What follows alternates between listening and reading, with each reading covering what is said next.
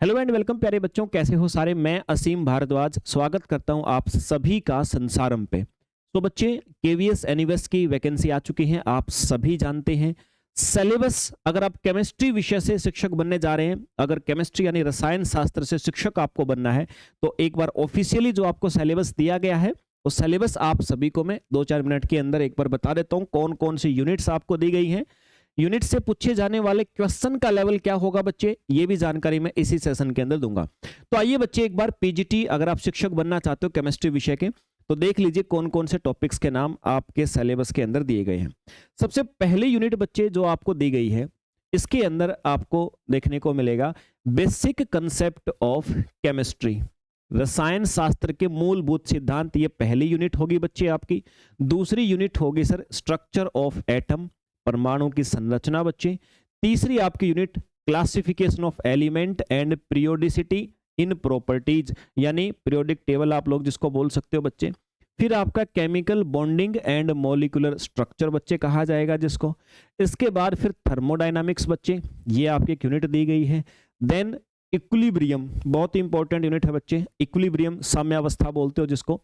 फिर आपका redox reaction, redox अभिक्रियाएं। फिर ऑर्गेनिक केमिस्ट्री पे आ जाओ, ऑर्गेनिक केमिस्ट्री में some basic principle and techniques जिसको बोलेंगे बच्चे हम लोग। देन इसके बाद क्लासिफिकेशन ऑफ हाइड्रोकार्बन बच्चे, ये आपकी एक यूनिट आपको दी गई है। इसके बाद सॉल्यूशन आपको दी गई है। अगली यूनिट बच्चे इलेक्ट्रोकेमिस्ट्री आपको दिया गया है यहाँ पे। देन इसके बाद केमिकल काइनेटिक्स बच्चे। इसके बाद D and F block elements आपको दिया गया है। कोऑर्डिनेशन कंपाउंड्स बच्चे आपको दिया गया है। Halo alkane and hello arenes आपको ऑफिशियल सिलेबस में ये दिया गया है।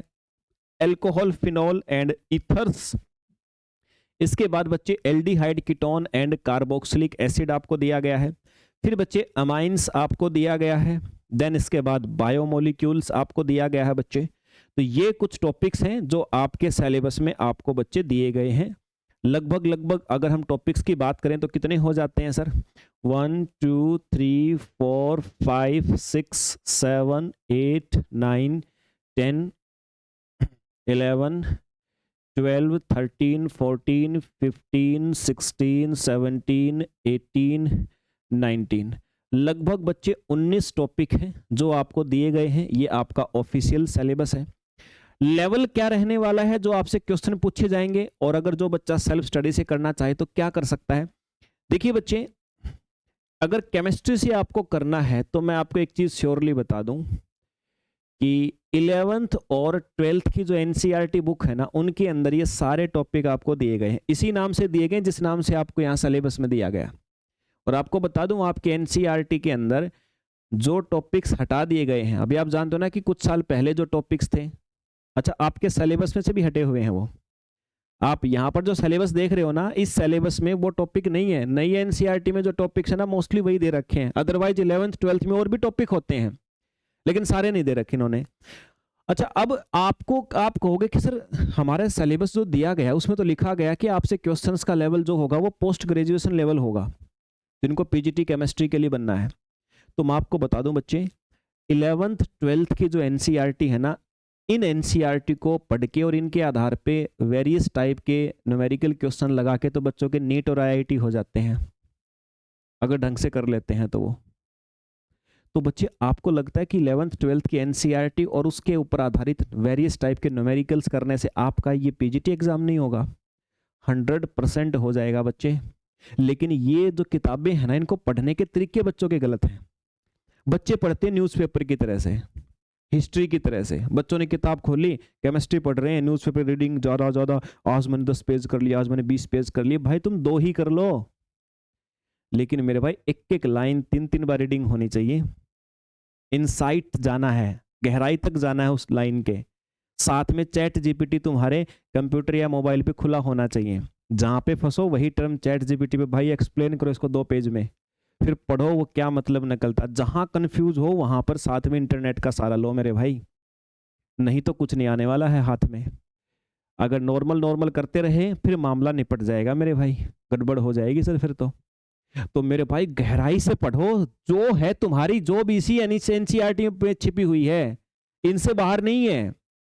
जब ये एनसीईआरटी हो जाए तो इन टॉपिकों से रिलेटेड हल्की फुल्की रीडिंग ग्रेजुएशन की लगा देना, सिलेक्टेड चीज़ों की, ऐसा रटना नहीं है उसको, क्योंकि मोस्टली काम यहीं से होगा। क्वेश्चंस का तुम लेवल देखोगे तो इसके आधार पे बन जाते हैं। और सच में जिसको एमएससी का भी आता है, सच में जिस बच्चे को एमएससी के भी कंसेप्ट आते हैं, उनकी समझ है, तो वो बच्चा तुम्हारे साथ ये पीजीटी एग्जाम देने नहीं बैठता है। वो बच्चा आईआईटी जैम वैम करके फिर कहीं और ही निकल जाता है, उसके लक्ष्य अलग हो जाते हैं।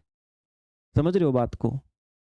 तो बच्चे 11th 12th जो हैं, इन सारी चीज़ों को आपने अच्छी तरह से एनसीईआरटी पढ़ना है, रीड करना है, ये सारे कंसेप्ट वहाँ पे दिए गए हैं, हो जाएगा।